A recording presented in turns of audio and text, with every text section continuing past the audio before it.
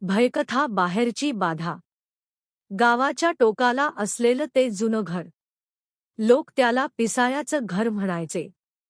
कारण तिथं रात्री बाहेरची बाधा फिरते असं सगळ्यांचं म्हणणं होतं. पण रोहन हसला. या सगळ्या भाकड कथा आहेत असं म्हणत तो त्या घरात राहायला गेला. पहिल्या रात्री सगळं शांत होतं.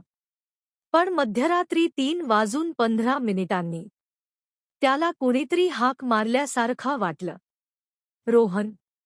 आवाज ओळखीचा होता. आईसारखा. तो दचकून उठला. दार उघडून पाहिलं. कोणीच नव्हतं. दुसऱ्या रात्री आवाज पुन्हा आला. पण यावेळी आरशातून. आरशात त्याचं प्रतिबिंब होतं. पण ते हसत नव्हतं. ते कुजबुजत होतं. मी बाहेरची बाधा आहे. तुझ्या शरीरात यायला आली आहे. रोहन थरथर कापू लागला. त्याच्या हातावर काळ्या बोटांचे ठसे उमटले. कोणीतरी अदृश्यपणे त्याला धरलं होतं.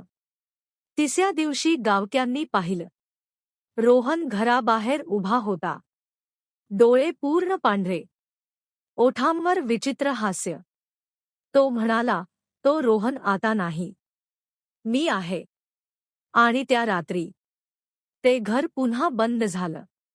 आजही त्या घराजवळ गेलात तर रात्री 2:15 कुणीतरी हळूच कुजबुजतं. आत येऊ दे.